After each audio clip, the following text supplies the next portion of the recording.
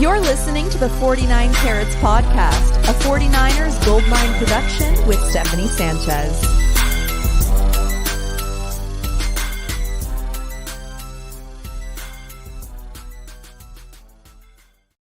What's going on, everyone? Welcome to another edition of the 49 Carats Podcast. I'm your host, Steph. It is Friday, January 12th. You may have thought it was a Tuesday because I'm sharing the screen with my usual Tuesday co-host of Bully Ball, Jason Aponte. Jay, how's it going, man? This is great. Like sitting back and watching you lead the show. Like, no, it's perfect. I think it's great. But everything's great. But as usual, 49ers are a nonstop news cycle, even on the week that they're off. And there's no shortage of things to talk about. Well, that's exactly why I called for this emergency podcast here, because I felt like it was due. And we missed you on Tuesday, man. So hope you're feeling better. I am. I'm a little bit better. Just a little bit better as well. That's good. I mean, you're always just a little bit sick, but, you know, for different reasons. Man, all right. I didn't know I was joining this show to get cooked. Yeah. See, when I lead the show, things like this happen. So just be aware. But, you know, the reason that we're doing the show is because there's some breaking news on the 49ers side.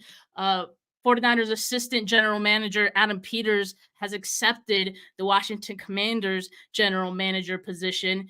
Yesterday, he was a finalist. Today, he gone. Jay, on a level of 1 to 10, what does this mean for the 49ers? Or how big of a deal is it for the 49ers? Yeah, I'll be honest, Steph. I think a lot of people have assigned draft picks to Adam Peters and John Lynch, and I think they're leaving out the collaborative effort. I don't know who it is that would say this pick is Peters, this pick is Lynch, right? Like, I think we know certain things, right? Solomon Thomas, John Lynch. Adam Peters kind of banged the table a little bit for Ambry Thomas, right? Like that something that he talked about was character, all those things. I'll be honest, I think this is a boring answer, but I'm not sure what this means. And I think a lot of people are discounting the collaborative effort of Kyle, John, Adam, other people, all those types of people, and the 49ers ability to find guys to be able to help scout. So it on the surface, you would look at this and say, well, how can they continue to lose people? But they lose people all the time. You know, Rand Carthan, the Minnesota general manager, happens all the time. The 49ers always kind of seem to land on their feet. I just don't know what exactly to deduce from this because we don't know exactly what picks are Peter's responsibility or who the people he pushed for. It is really tough to say. I know when Adam Peters first joined the 49ers back in 2017, that was this regime's first season, right? I think a large reason that he was brought in is because, you know, John Lynch hadn't been a GM before. He just hadn't been an exec before. So I feel like part of the reason that he was brought in was kind of to just teach John Lynch some of the exec ways, the things that Lynch didn't know how to do. And I think all these years, like, John Lynch has picked up some things, and I think he's become a better GM along the way too. But yeah, it is hard to say what one specific guy had in bringing one player along, right? Like, I think it has been a group effort. There's reasons that scouting departments are as large as they are, right? It is entirely a group effort. And the 49ers have allowed, I don't want to say allowed, but there have been other execs to leave the 49ers as well, Rand Carthon and Martin Mayhew last season. And it seems, you know, the ship is still afloat, right? So I don't know if we can really say whether those guys were as important or we just don't know, right? It isn't about just any one guy, but of course, Adam Peters has kind of been that big fish for a while now. Like, he got a lot of attention last year's cycle as well, turned down some interviews. You know, this year he's moving on. But I think the good thing about that, and Gammon asked me to turn this into a positive. I got you, Gammon. Here's where I turn it into a positive. The 49ers have known for some time that Adam Peters was eventually going to be leaving, that they eventually would, or that they wouldn't be promoting him to a general manager position. Hot commodity. I think they knew that for some time, right? Like, Mhm. so in that, they have done a very good job, and this not just with the execs, but with coaching hires as well. They've done an excellent job of grooming guys for that next step. And so I think they already have someone in mind, in house, who could be the next Adam Peters. And I'm just going to say Tariq Ahmad would be my guess because Right. they have been putting that guy more in front of, I don't know, media, social media. Like if you see some of the videos they put out post draft and even during the draft cycle, Tariq Ahmad was in those in the past, wasn't so much as involved. So I think he's kind of the next man up when it comes to, taking over Adam Peters' job. And so I think that's why I'm not as worried because they had a backup plan in place. Yeah, and they always do. D'Amico Ryan's being hired isn't a shock. Mike McDaniel being hired isn't a shock. These aren't like coming out of left field where it's, oh my goodness, like what do we do now? The 49ers have shown themselves to be proactive, not reactive. And there's a lot of, in terms of plans in place, and there's always someone. Robert Saleh leaves, cool. D'Amico Ryan's linebackers coach, come on down. You're the defensive coordinator. And like even when they hire outside of the building, D'Amico Ryan's, you're gonna be the Houston coach. Cool. Steve Wilks. Well, now Steve Wilks is in the hiring cycle. Everyone is trying to get a piece of the magic that's going on in the building in terms of roster building, identifying talent, and being able to sustain winning. Regardless of Super Bowls, the 49ers are a successful team and they have been. They win football games, which is all you can ask. So everyone wants a piece of that. Everyone wants to figure out the secret sauce. There's a changing of the guard happening right now in the NFL. Bill Belichick leaving, right? The oldest coach in the NFC West right now, Kyle Shanahan. There is a changing of the guard. Shanahan, McVay, LaFleur, McDaniel, Saleh, Ryans. It's all happening right in front of you. It's a copycat league. Everyone wants to get their hands on whatever's successful, and you're seeing that right now. Again, we talked about Rand Carthan, the Minnesota general manager. Like it's all over the place. And the fact that the 49ers haven't won a Super Bowl in this time lets you know that people are still identifying the 49ers as a successful franchise and as a franchise that understands how to sustain winning. And I think a lot of people understand how hard that is. And the 49ers have done a great job of that. And that's what you're seeing over and over. I see tweets about, can we go through one hiring cycle without? No, it's not going to happen. It's not going to happen. It's not going to happen. It's just not going to happen. And the reason is because the 49ers have built what they built, and people want to be on board with that. People would rather jump on the train rather than be the first ones on the train, if that makes sense. To lead something. Everybody wants to be a part of the journey. Oh no, everyone wants to jump on when there's success, but nobody wants to be a part of the journey. And the 49ers and this Shanahan tree have been a part of that. Trust me, you guys don't want this to stop because the No. moment that this stops and, coordinators and execs stop getting attention is probably because the 49ers have stopped being good at what they're Yeah, doing. 100%. And so it is going to continue, unfortunately, but the 49ers have proven that, they can build from within, and that has been huge for them. Let me get to some of these comments here. Gaming Brown said, rumor has it that Lance was Peter's guy.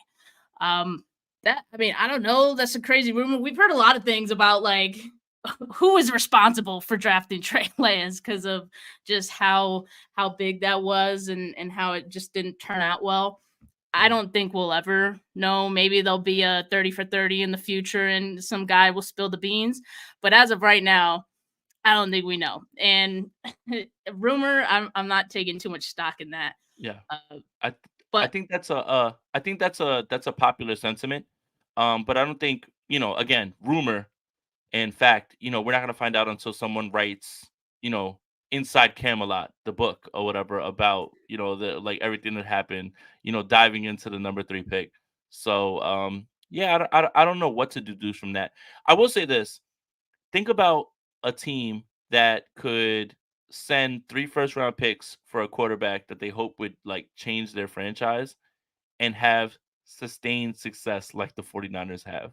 I think, again, going back to what we were Usually you just get talking fired about. for that.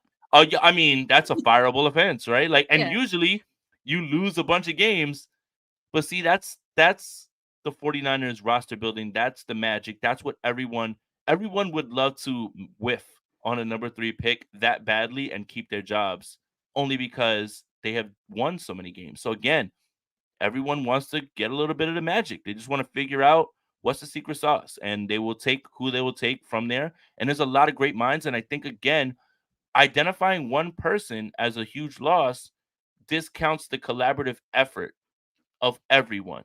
And we might find that you're losing this guy, you're losing that guy, you're losing this guy. But who are the two mainstays? John Lynch and Kyle Shanahan. Might be time to start to put some respect on their name and stop worrying about who's leaving, because maybe they're the underlying part. Maybe they're the common denominator. I think that's a lot of what we have to do with it. Highlight the whiffs all you want.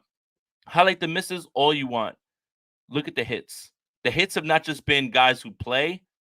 They've been all pros. They've been Pro Bowlers. They've been mainstay starters. That's what everyone's trying to get their hands on. Yeah, and their greatest hits looking like Lil Wayne in his prime. So put Oh, some wow. respect on their names. Oh wow.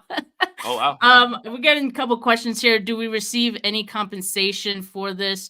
No. I We're gonna mean, find really, out. the only Are we gonna find out that someone in Adam Peters' he background? has Are like we a gonna have to long do a? lost, Yeah, it's like. Are we gonna have to do long a lost what is it? cousin. A 23andMe like to find out if So someone in his basically, background.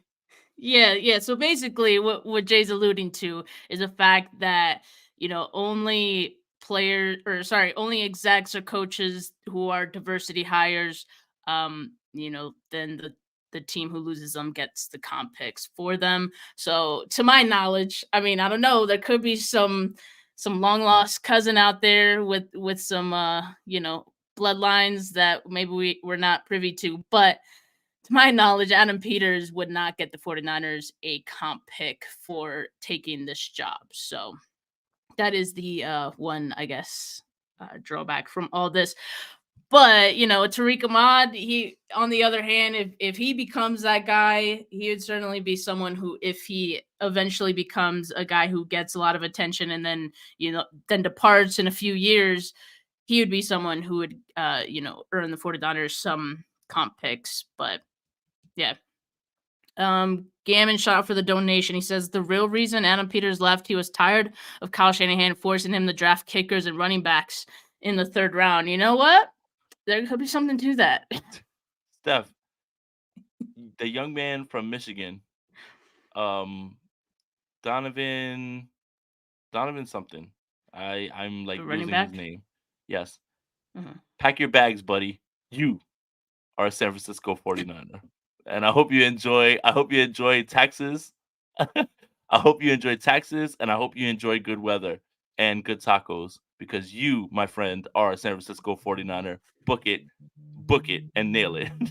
Yeah, who's gonna stop Kyle now? Like from drafting a running back in the 3rd round? That is a real question of all of this. Did they ever stop him before? Like, I feel like the only Yeah, way to no. do it is just like to be like, "Hey, Kyle, we're not on the clock for a little bit. Just go use the bathroom real quick." And they'll be like, "All right, guys, he's not here. We can't draft the running back this time." We'll see. And I'll also say this, like, because we don't really know the actual importance of what role they had in getting certain players, Adam Peters, Ryan Carthon, all these people who have departed, those effects I don't think we'll even know until like several years down the road, but as of right now, the good thing is this college season has finished, and Adam Peters probably did most of his homework then. So the scouting department will probably still have all of his evals from this current draft class. But I mean, at this point, he goes straight to the Commanders, right? Like there isn't like, oh, we're waiting till like next season or No, anything. they have the It's number 2 pick. immediate.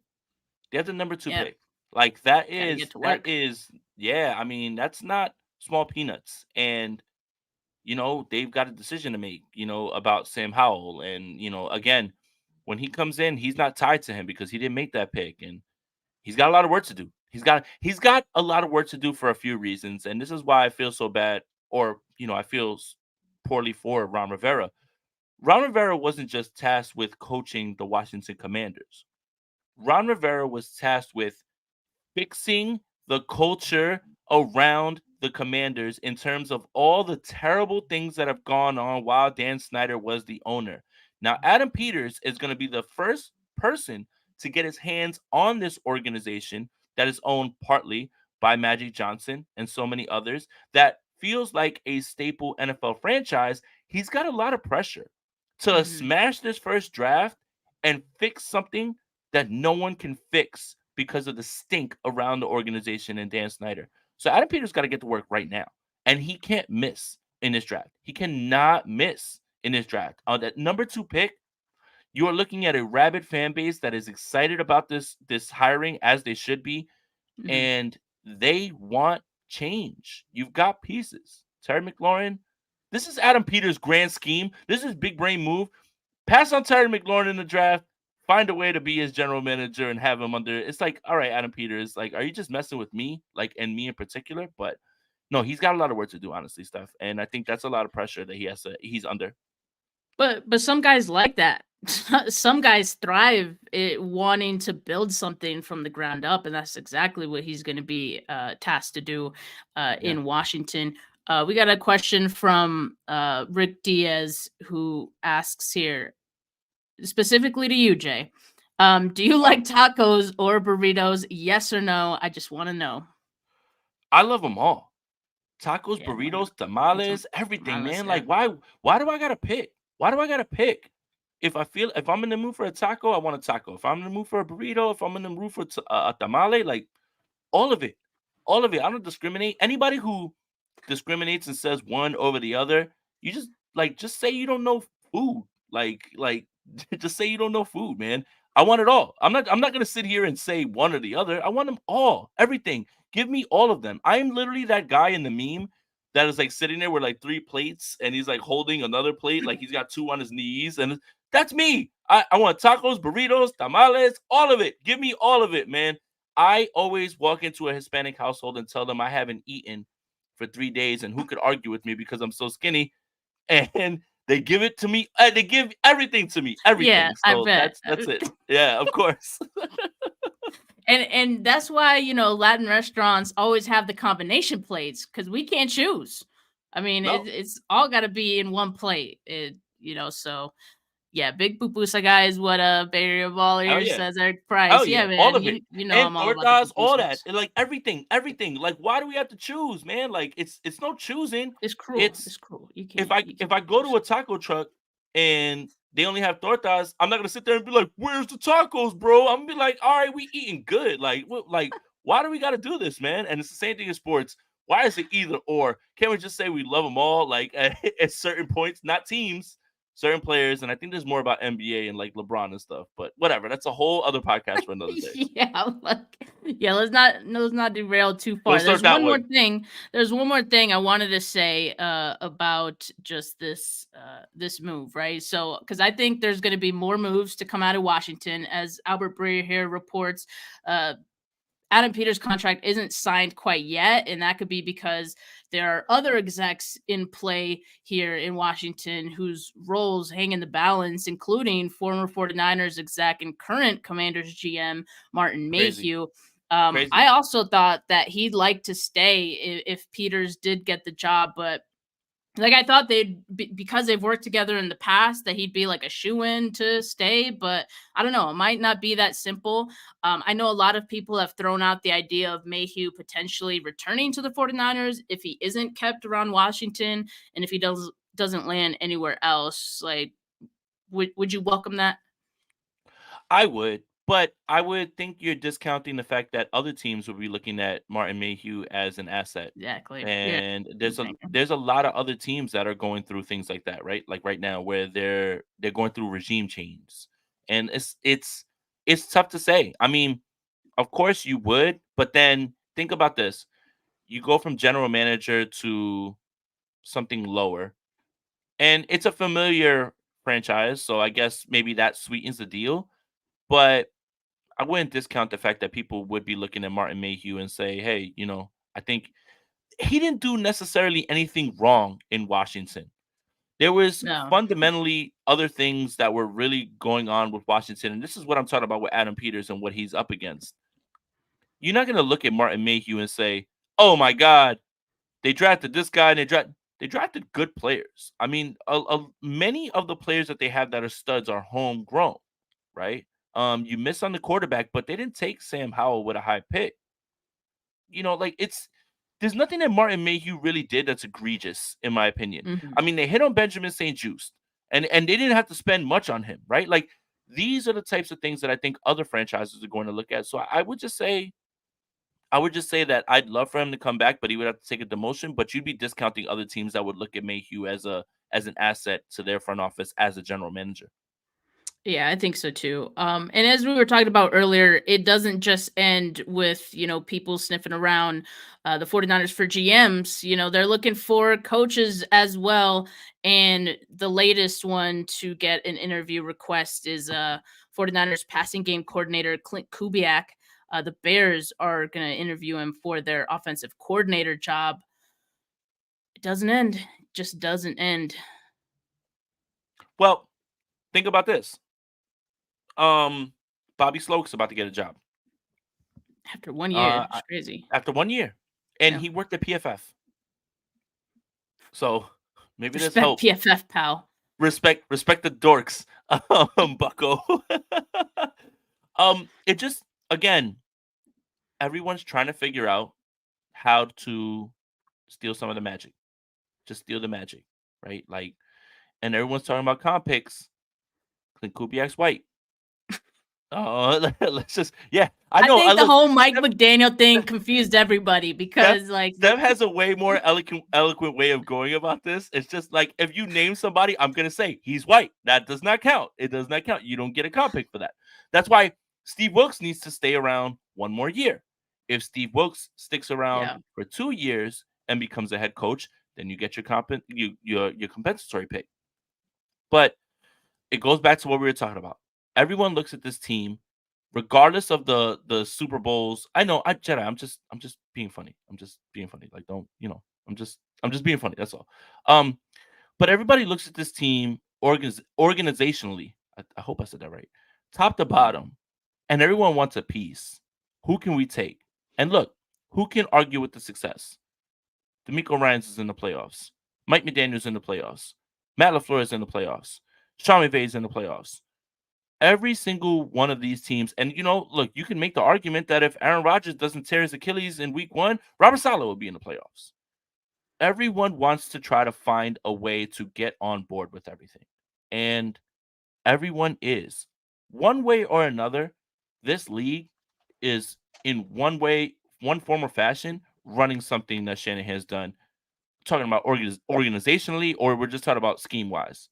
Whether it's motion, whether it's this one, everyone is trying to get a piece. And that is kind of where we are at this point. So, yeah, I mean, I think it's hard to say goodbye to so many of these guys, but it should underline the point that we're trying to make.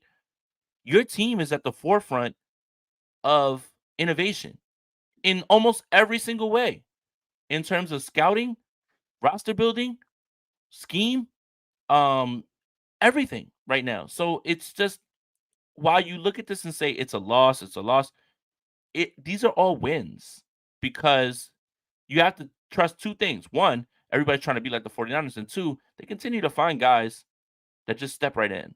So, I mean, I'm not as worried about all these things. The Adam Peters thing, nobody can really nail down why he's the reason for certain things, but it should be well earned.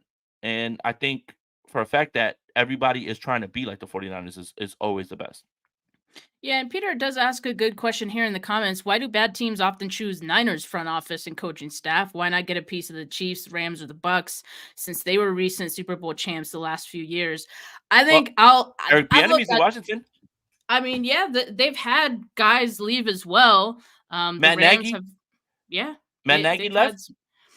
But I think like the reason that it seems like the 49ers seem to lose more guys is just because they do because of what they've built. It's not just about, the coaching scheme that everyone loves, the Shanahan scheme and all that.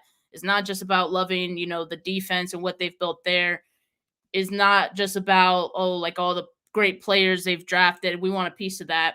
That's a huge part of it too, but it's also the culture. I mean, people want that. Yeah. And that's something the 49ers, I think, have done better than even some of these teams who have won the Super Bowl, quite frankly.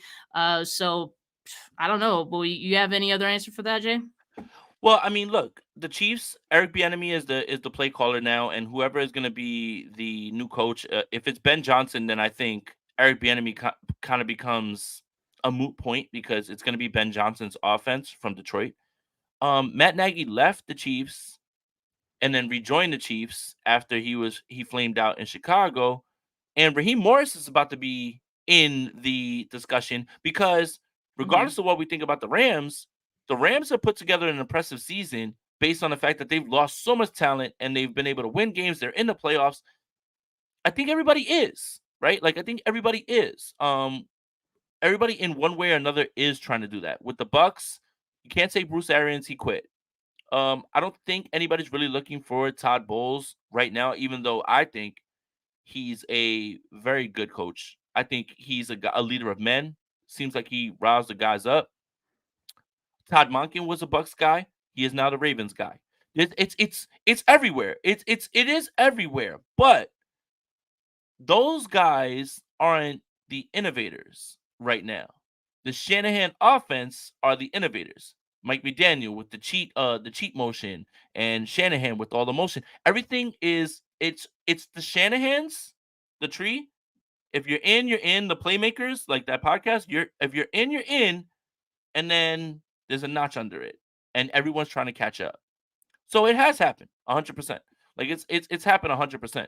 Todd Monken was the Bucks offensive coordinator when Jameis was throwing for 5,000 yards and 800 turnovers, and now he's there with Lamar. Like everyone is getting their shot, but they're not getting it as quickly because everyone wants the success quickly that the 49ers have built.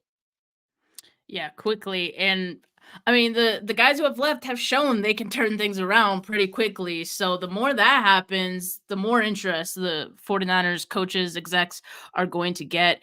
Gammon with another donation here. Shout out Gammon because he has dropped donations on each of our channels as he's been watching this. So Gammon's awesome, shout out man. you, man. Shout out to the He's Mouse always Squad. grinding.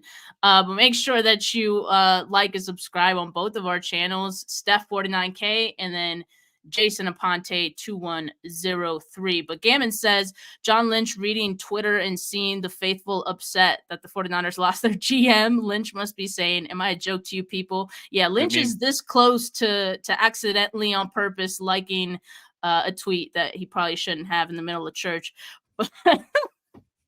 What a story, man. What a story. Man. I remember going live like on Christmas Eve, like right after. I was just like, I'm going live. I was like, there's no way I can let this slide. But again, this team. You did an emergency pop like, for that? Yeah, oh hell yeah! It was like one of the better streams too, easily because I just was sitting there laughing, like you can't be serious with this team. Like after a gut wrenching loss to the Tennessee Titans, literally this was the comic relief we needed. But yeah, I think again, Peters leaves, Cartan leaves, all these guys leave, and I think we're dismissing the collaborative effort of two guys that have been the mainstays, right? If you go out with someone to a bar, to a restaurant and whatever, and they continuously get into fights and they always say, I don't know why that happened. What's the common denominator? The common denominator right now in those things is you, but the common denominator right now in the success of the 49ers is going to be John Lynch and Kyle Shanahan going forward. And I think we've lost a lot of that in the discussion about who they've lost in terms of giving credit. Yeah. Yeah, like we said, it is definitely a group effort. But when you look at the amount of guys that the 49ers have hit on these past few years, it's been great. And what better proof of that than the AP All-Pro list, right? And there's a plethora of 49ers who have made I love that word. the Say it one more time. the plethora, man. I love that. Yeah, word of the day, plethora of 49ers who have made the first team list. Running back Christian McCaffrey, he's one of the unanimous players as far as the votes go on this list. Kyle Juszczyk, we got George Kittle, man, beating out Kelsey, as he very well should for his performance this year. We got Trent Williams. We got Fred Warner. This is a great list of guys, right? Yeah. Um, I want to, and not to make this about me, I want to compare this list to my PFWA All Pro votes, just so Okay. I can see where we all land. Okay. Quarterback, Lamar, we're good. With PFWA, you had to pick 2 running backs. I picked Christian McCaffrey and Raheem Mostert. Possibly, I could have put Kyle Juszczyk there, but it said running backs, so I did that. Wide receivers, CeeDee Lamb, Tyreek Hill. They only allowed you to pick 2, so I'm there. Tight end, George Kittle. We're good. Left tackle, of course, Trent Williams. Like, what are we doing? But center, Jason Kelsey. I picked Frank Ragnow of the Detroit Lions. He's had a better season. Some of this is name only. Right tackle, Yeah. I picked Penei Sewell. I picked Chris Lindstrom at left guard from Atlanta over Joe Thuney, and I picked Quinn Miners of Denver over Zach Martin. All right. And then on defense, I think we got the same thing. Garrett and TJ, I think that's super easy. Aaron Donald, Yeah. Chris Jones, I don't even got to look. Too easy. You only get to pick one inside linebacker. I picked Fred Warner. So we're good. Corners, I picked Mooney and Deron Bland. Deron Bland and Sauce Gardner, I don't get this one a little bit, just for me. I don't get this one. But they didn't give you slot cornerback, and then they give you safety. I picked the 2 people that they picked: Kyle Hamilton, Antoine Winfield. So I feel vindicated just a little bit Hmm. because I knew that I wasn't like tripping. I think offensive line is subjective a little bit more. I think offensive line is just a little bit more subjective, but I definitely had Ragnow over Kelsey at center. I think that's name recognition, and I think Yeah. it's the same thing when you see Bobby Wagner, second team All Pro linebacker. That's name recognition more than it is like watching film and watching tape and stuff like that. But yeah, you can go through the second team if you want. Yeah, as far as 49ers who made the second team, Brandon Aiyuk made it as one of the wide receivers, and we got Charvarius Ward as one of the cornerbacks. I think like Charvarius Ward was making a case towards the end of the year for potentially being first team, but regardless, I know this is big for him to make the All Pro list. I know he had incentives tied to making the Pro Bowl and the All Pro list, so this is big for him. I believe he makes about 500K, uh, of incentives for this, so definitely deserved. And if we look at Brennan Ayuk and Charvarius Ward, like these guys, very deserving, like they've been ascending players for the 49ers. But I'll also say this, like for those players to not feel too discouraged of the fact that it didn't make the first team, a lot of the 49ers who were on first team started off as second team all pro players. So you got to start somewhere.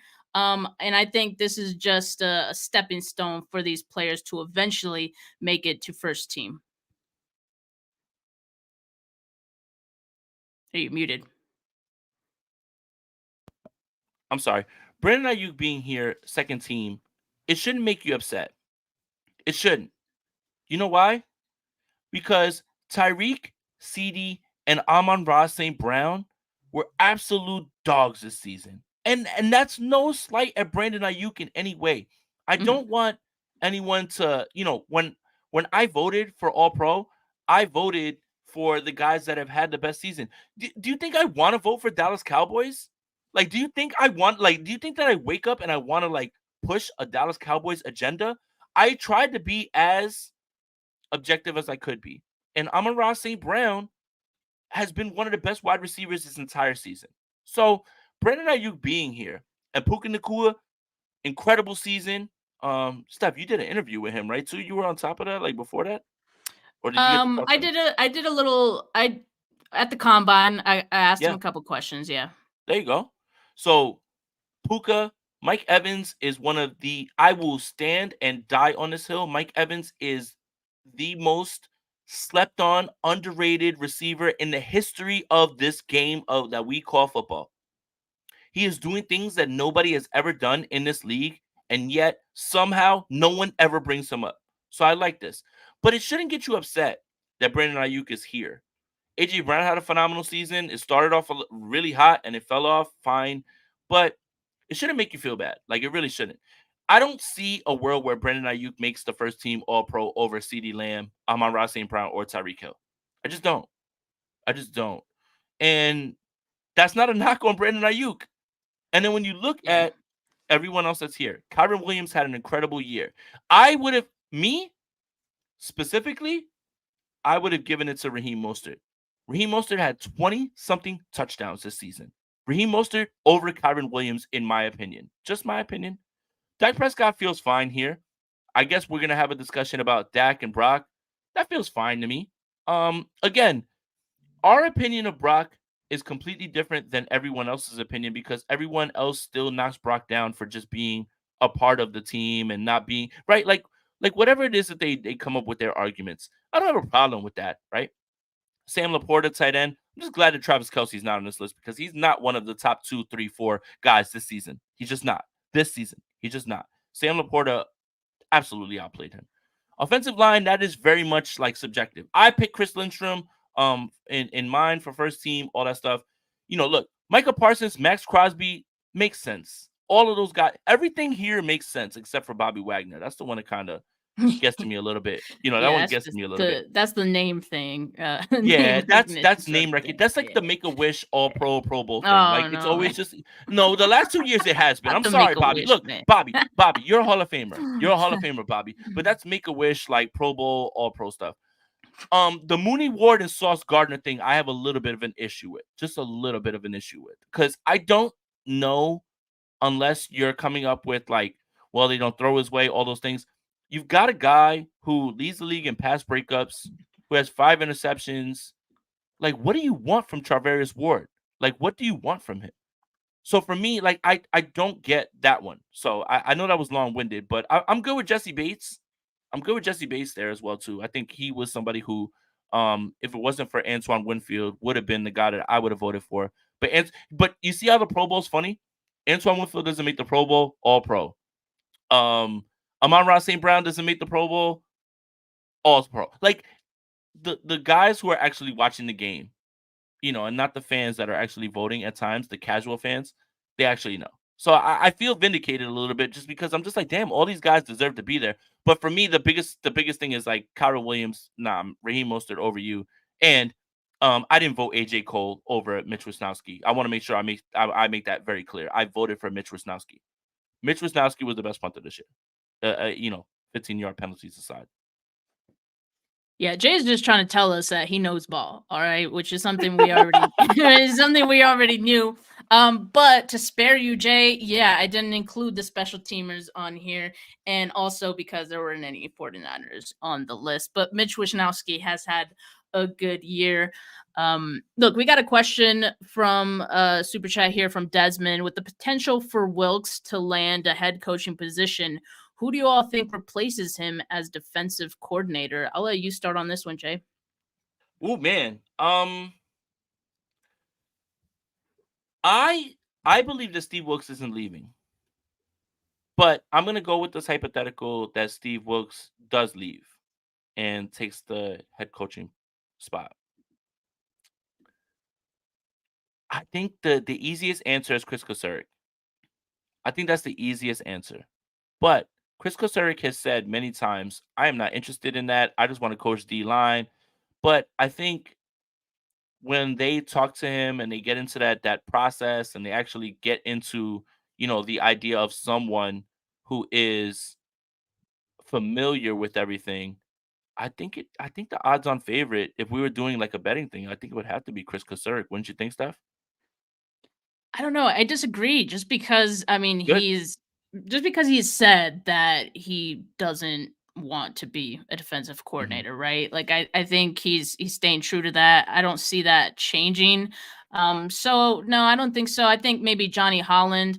I think they would have probably promoted Johnny Holland to defensive coordinator last year if they felt like, he was, I don't know, maybe, I mean, he has a lot of experience, so not sure why they wouldn't have considered him, but I feel like maybe they just wanted another year of him coaching the linebackers specifically to, make that decisions. But there's a lot of people who I think Could be out of house. We didn't see Steve Wilks coming. It could be. But I think the reason they went out of house was because they didn't think there was someone in house who was ready. And Chris Kosaric being out because, he's ready, like he has all the experience, but for reasons that he doesn't want to. But I'm saying of the guys who maybe would be interested in taking that coordinator role, I don't think there's a lot of younger guys who maybe just hadn't really been groomed up to Could take be somebody that that we're not thinking about either. Could be somebody that we're usually completely is. not thinking Yeah, about. sometimes it right. is. Like we didn't see D'Amico coming. Yeah. Mm-hmm. So that's why I was looking at Johnny Holland, because maybe they go back to, linebacker coach. But yeah, it could even be Daniel Bullocks. Like, I mean, there's a number of guys. But yeah, I agree with you, Jay. I don't think he's leaving. I've been very adamant about that. I don't think he's leaving this year. I think it's more likely next year that if he does have the defense looking like this one more year, I think he'll do it. But there's just so many hotter candidates this cycle. So I booth coaches. No booth coaches. Yeah, I mean, I'll probably be part of the interview at this point, because do you prefer the booth or the sideline? The booth. All right, sir. I think our interview's over. Our time is done here. Thank you. The door's that way. Thank you for your time. Yeah. The door's that way. Take the cookies on the way out. Door's that way, pal. Yeah. Justin E says, shout out the Kyle Hamilton All-Pro pick. Jason as a Kyle Hamilton truther. I appreciate that. Hamilton's a dog, man. Yeah, man.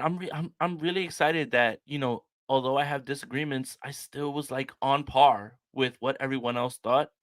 So I guess I gotta watch more football, just a little bit more, just a little bit more. I was very just a little bit more. I'm just very happy that. Can we have this discussion just real quick? I just want to go off on a little quick tangent. Okay. The players picked the All Pros, and then the Associated Press and the PFWA picked their All Pros. And yet, we have bigger disagreements with what the players believe to be All Pros than we do what the writers do. And I just want to have a quick discussion on why just because you played the game of football doesn't mean that you actually know what the fuck is going on. Sorry, didn't mean to curse on your program. Bleep it out. Bleep it out, Rob. It pisses me off that the idea that if Jerry Rice comes out and says that Aiden O'Connell's the greatest quarterback of all time, that you have to listen to that. Because Jerry Rice is the GOAT and he's played. Are you going to disagree with a player? Yes, I am. He's wrong. Yes, I am. 10 out of 10 times when I disagree with a player, you're dead ass wrong. Shady McCoy gets on Speak FS1 every single day and spews nonsense. He was great at the game of football. You're not good at talking about football. So when I disagree with Joe Montana saying Jimmy Garoppolo should stay around, who are you to disagree with the GOAT? I am someone with a brain. So players, Travis Kelce's not your first team All-Pro. He wasn't the best. He wasn't the second best. He wasn't the third best tight end this season. I just want to have a clear distinction that players have a validated opinion because they played the game. Their word's not gold. And players are wrong, just like opinions are wrong every single day. I just love to lap that up. I want to make sure I keep lapping that up. I want to make sure that I hammer that home. Joe Montana could say that he believes Tommy DeVito's the greatest quarterback of all time, and I would say Joe Montana has CTE. I would say that. But you have to listen to him, right? Because he's Joe Montana, and Joe Montana's the greatest, and you got to listen. No, you don't. No, you don't. Form your own opinions. Trust your eyes. When someone says a player knows more than you, no, a player's played more than you. Doesn't mean they know more than you. That's it. That's my little tangent. I think we've learned that that lesson so many times in the last year. There's been so many examples of why players don't always have the best football opinions. But it happens. They're human, just like us. Some of us don't have great opinions either. Like, I mean, it's just Opinions are wrong every day. it's part of having opinions, man. Some of them are going to Yep. be wrong. We have another super chat here. Harbaugh goes to Vegas. We get Antonio Pierce as defensive coordinator. I Hey, don't know there's why. a lot of Raiders players like who really pull in for No, Antonio Pierce. Max Crosby, one of them. I don't know why Antonio Pierce would take the defensive coordinator job when everybody wants him to be a head coach. I mean, look, the Raiders were still winning games somehow with all the nonsense. Jimmy Garoppolo got paid $25 million for 300 snaps. And they're running out Aiden O'Connell. Josh Jacobs missed a ton of games. They beat the Chiefs in Kansas City. There's something there with Antonio Pierce. And there's a little bit more about like, okay, what's the fine line of I know X's and O's and I'm just a dude that everybody follows. And I think Antonio Pierce is that. I do think he's that. Because no one listened to Josh McDaniels. But when Antonio Pierce broke out, hey, they didn't want us to win and we beat the Patriots, yo, the team like rose up and then Josh Mhm. McDaniels got fired because he was upset about that. There's a little bit of a difference between like there has to be a balance between X's and O's and guys who can motivate, right? Mhm. Like if Antonio Pierce asked me to run through the wall, I probably would. But Kyle Shanahan could tell me, this is why we're running this, and this is like there has to be a balance of it. So I don't know if Antonio Pierce would take a DC job because I think he might be a head coach in this hiring cycle. Yeah, I mean, we often see that sometimes coordinators don't always make great head coaches. We also see that sometimes, really good motivators or guys that are interim head coaches who can maybe go on a little run to end their season, doesn't always translate to a full season. Motivation alone doesn't really get you a winning, football team all the time. But so I don't envy the Raiders right now, having to make a decision on Antonio Pierce, but I do think you got to listen to your players, man, and they're telling you to stick with Antonio Pierce as the head coach. So I would listen to him. But I wanted to get back to the all pro discussion. I mentioned that Christian McCaffrey and Fred Warner were the unanimous picks, one of two of three unanimous picks, along with Dolphins wide receiver Tyreek Hill. I just want to know what Trent Williams had to do to like not be a unanimous pick. Like, what more does he need to do to be a unanimous pick? Because I don't know there's any other like left tackle in football right now who you can argue is better than Trent Williams. Some of the picks were hard, and I had to go and do some research before I did it. Right, like when I was going through and I was looking through, I like that's why I got to the Ragnow pick over Kelsey. If you want to do names, then Trent Williams should be the first at your mind. But what other left tackle? Tristan Wirfs is probably the Yeah, only other easy. one Tristan Wirfs is probably the only other one that could have stole a vote from Trent Williams. When I did the all NFC ballot, I believe they allow you to pick two at each, and I picked Trent and Tristan Wirfs. So Tristan Wirfs is the only other person that I could think of off the top of my head, without watching film. But yeah, look, Christian McCaffrey, that's easy. Fred Warner, that's easy. Tyreek, that's easy. If Tyreek doesn't get hurt, he was about to clear 2,000 yards, like he said he was going to clear it. Yeah. Mhm. Um, but yeah, the left tackle thing, it's like Tristan Wirfs is a baller, but it's almost like Michael Jordan's the MVP. Karl Malone. You kind of just gotta wait for him to leave, and then you can win the MVP, which he never did after, by the way. But I'm just saying, like, there's a placeholder. There's a placeholder, right? Like, there's a placeholder for that position, and it's Trent Williams. And it's the same thing. Like everyone, it always was when Michael Jordan was in the NBA, like at that time. Who's gonna be second place? And I think that's what we should be talking about because Trent Williams, even if he misses games, You know what makes it most valuable? When he misses games and and you're looking at the left tackle play and you're like, oh my God, Trent Williams is not playing. That's how you know. Yep. That's how you know. Yep. So yeah. Yeah, exactly. And I know Brock Purdy narrowly missed getting into the second team All Pro. And I know some people are talking about Nick Bosa too. I'll just say right here, we could keep this short and sweet. But Nick Bosa, I don't think deserved to be an All Pro this season. Let's keep it shorter and sweeter. Steph's absolutely right. 100%. All right, great. I'm glad we agree on that. But we're getting some questions on the playoffs. So let's shift into that conversation. Game is asking, what are the top playoff teams from 1 to 6? Jay, I'm going to start us off. 49ers 1. Yeah. Look. Is that fair? Yeah. I mean, I wrote 2 articles. One today dropped on Niners Nation about the top defenses left in the NFC. And I wrote the one that came out the day before about the offenses. Spoiler alert, the Niners are 1 on both of them. And if I go through it, like off the top of my head, offenses, I had the Niners 1. I had the Lions 2. I had the Rams 3, and I had the Cowboys 4. And then I had Tampa. No, I had Philly 5, and then I had Tampa 6. And it hurts me to say that because I love Mike Evans so much, but that's how I see the offenses. The defenses, I had the Niners 1.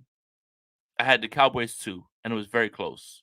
It was very close with that one because they have like the identical numbers. I had if I'm not mistaken, I had the Lions 3, but I had the Bucks and no. I had the Bucks 3, and I had the Lions and the Rams tied. But you know what I had last as the defense in the NFC? The Philadelphia Eagles. I mean, yeah. No.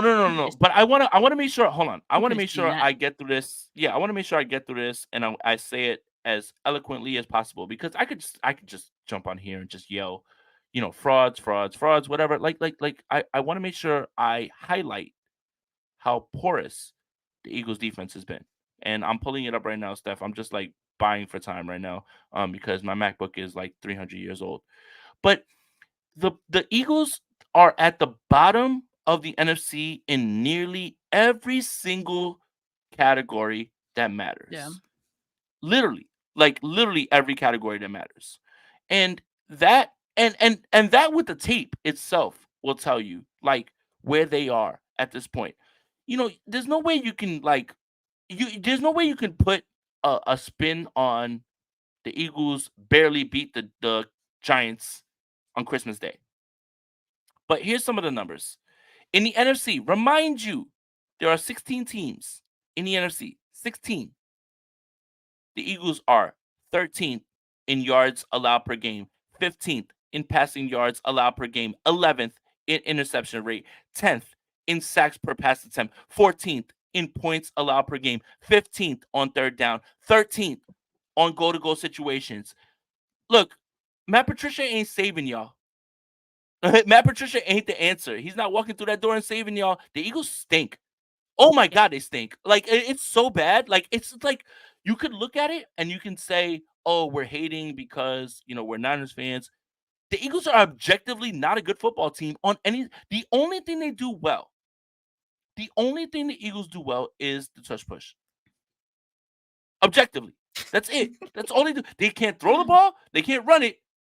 But if they get to the one, whatever. Everybody will just push Jalen Hurts because he can lift 600 yards, 600 pounds. But, like, Jalen Hurts, message to you, bucko. Get ready to wear blue because you're about to be a Walmart greeter if you don't find a way to win this game on Monday, man. That's harsh, man. And AJ, there's more drama, right? Like, AJ Brown has scrubbed his social media. AJ Brown's not playing Monday. Eagles. That's why he did that. AJ Brown's not playing Monday. That's crazy. Yeah, it's not like they needed him because even when he was there, it wasn't working. I would go as far as saying the Eagles didn't even deserve to make the playoffs. Like, that's how terrible they've been this past month. It's been really bad. So yeah, I don't see them winning that game against the Bucks. The one game they won against the New York Giants, They were on the doorstep of losing to Tyrod Taylor and the New York Giants. The New York Giants aren't trying to win games. The New York Giants literally outsucked or they beat the allegations of being trash, like winning this last game. Like the Giants didn't want to win. It just means you stink. Like it doesn't mean that the Giants are better than you. The Giants were like, damn, we're just trying to like get out of this game, like and just get home. And you somehow lost to them. It's insane. It's insane, man. It's really insane. Want to get to some of these super chats before we head out of here. James says we might finally know who wanted Trey. Will Peter's first move as GM be trading for Lance? Maybe. Who's to say? I want to know where you guys are rating this. Like, we've now had 2 people in the chat telling us that it was Adam Peters who wanted Trey Lance. Like, is this coming from any like reputable source? Where I haven't seen this anywhere. Where are you guys getting this? First of all, that's what I want to know. No, I don't think that's going to be Peter's first move. I don't think so. That would be lit. That would be real lit. Just to see, like, let's just say they had the number 2 pick. Let's just say Washington has the number 2 pick, and they eschew the quarterbacks on the board, and they take like an edge rusher. And Adam Peters says, "I'm getting back on the Lance train." That would be a bold choice. Just a little, but I'd be here for it. I would be here for it. So you keep Sam Howell because you have Sam Howell under a rookie control contract. Like you don't gotta pay him nothing right now. And you bring in Trey Lance, and I mean, but would Dallas trade within their division? I mean, usually I'd say no, but like at the same time, you're not gonna get. Like what is their plan for Trey Lance, right? Like, is it for him to just like sit back and be Dak's backup, third string? I mean, I don't know. Yeah, you know what's the best thing is like, hey Trey, we want you to come to Washington. You got to sit behind Sam Howell though. It's just like, how much more can you take? How much more can you take? I mean, his breaking point right there. Yeah, I would just be like, you know what? I'm going to the CFL, pal. I'm gonna join the U. Like I'm gonna go start somewhere. Like, imagine telling Trey Lance, number 3 overall pick, someone that many people agreed was the perfect pick off the board. Hey, you got to sit behind Sam Howell, man. Like, how much more can this young man take? I know he's headstrong, but good God. Yeah, we'll see what happens with Trey, but I would assume he continues sticking around with the Dallas Cowboys. Shout out Justin for the donation. He says, I gotta ask, does Chauncey Gardner-Johnson leaving the Eagles kind of bust the good teams don't pay safeties narrative? I mean, I'll say this, like the Eagles. Like the Eagles miss him, but there's so much more wrong with the Eagles than just like this. So I don't know if it really goes to bust that narrative altogether, but he's doing fine with the Lions. Not to keep going on the Eagles, Steph. But my God, man. That secondary was ready to be picked on, and the 49ers had the plan. And this is all I was talking about going into that Super Bowl. The Chiefs are going to pick on that secondary by using motion, putting people in confusion, and they just aren't good against any of that.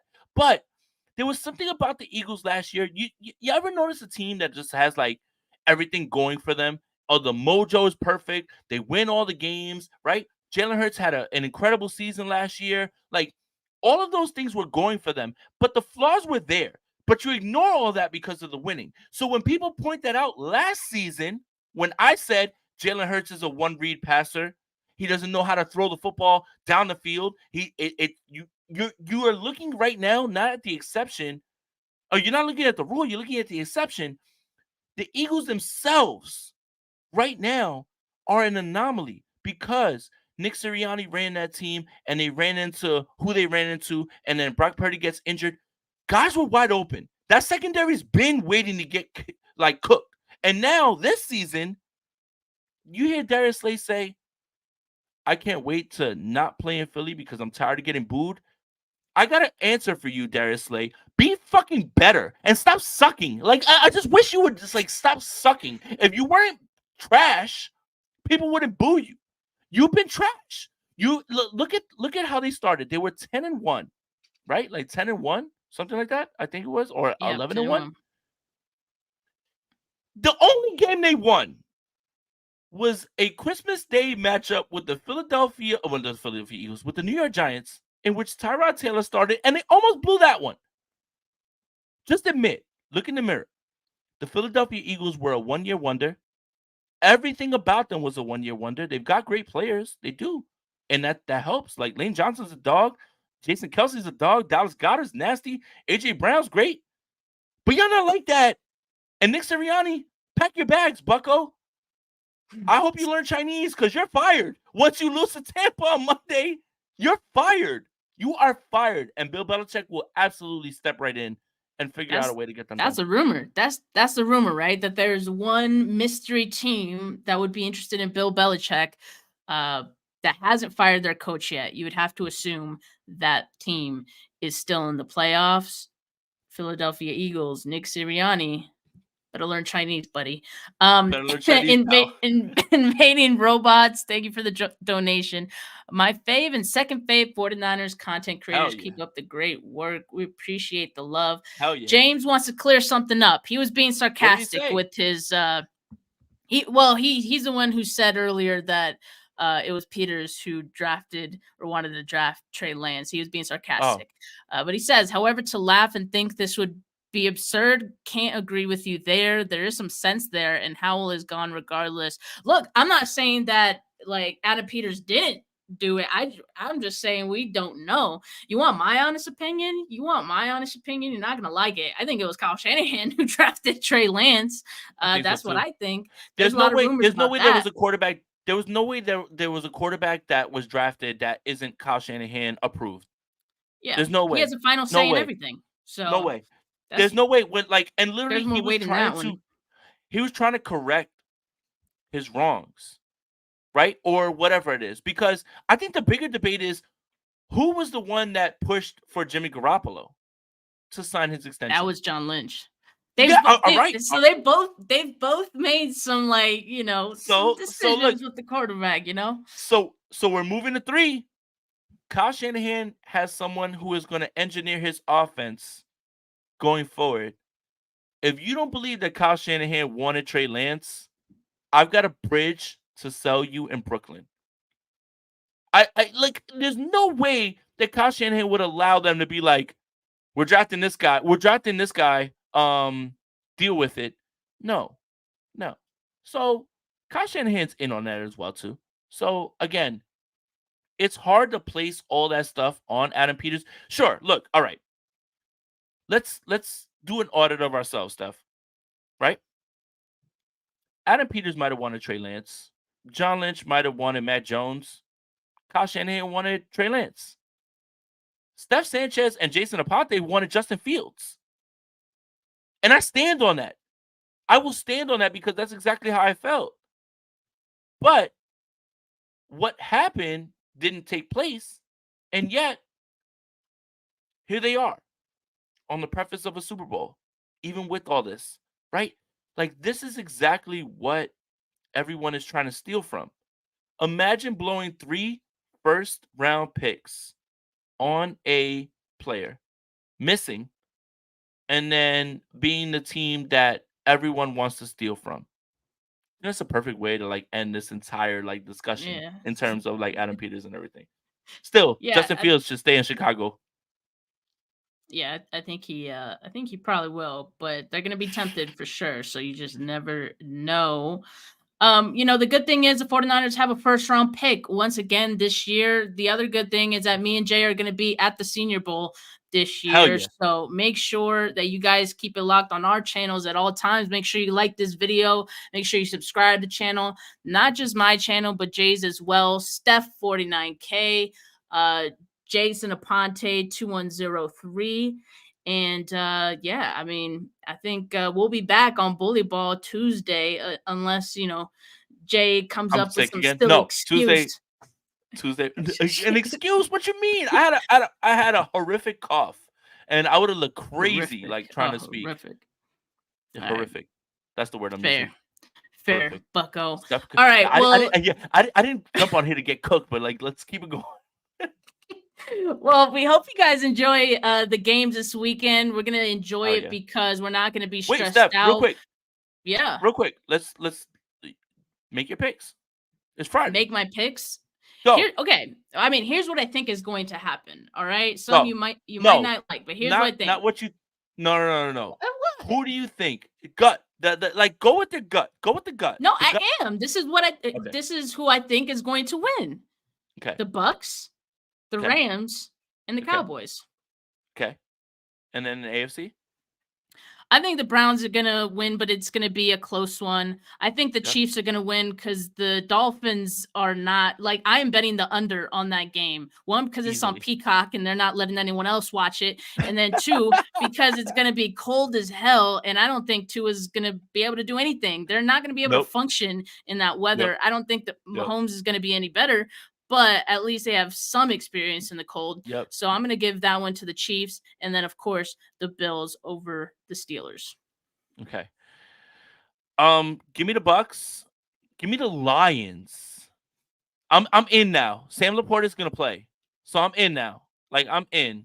I think there's a little bit too much on the line for Detroit right now.